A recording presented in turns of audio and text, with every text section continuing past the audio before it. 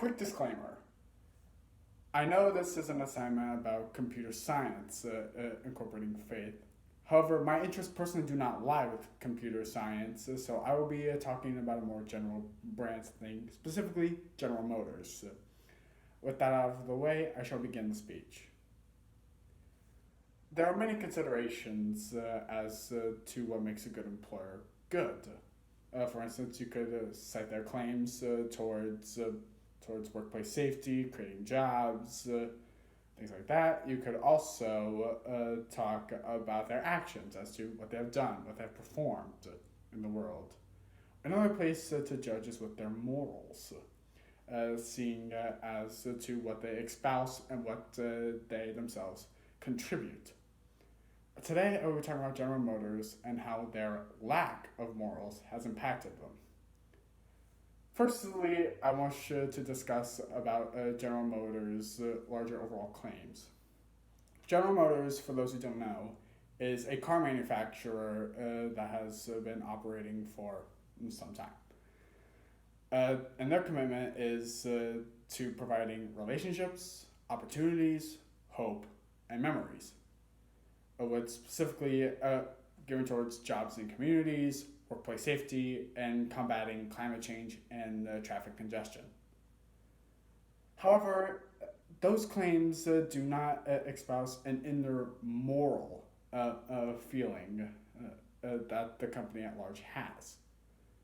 So let us talk about what are some of the consequences of those lack of morals.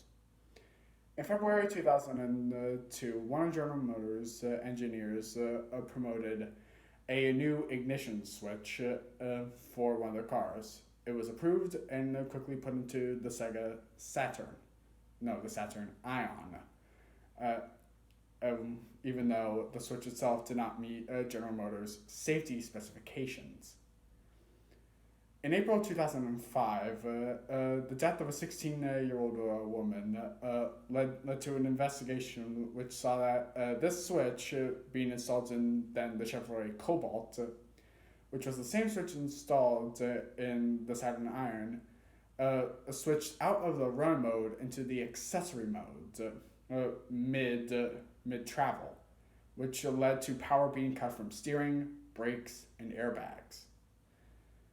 Obviously, this caused tremendous fallout for General Motors, and it led them into recalls, court studies, government bailouts, and court cases leading all the way up to September 15th.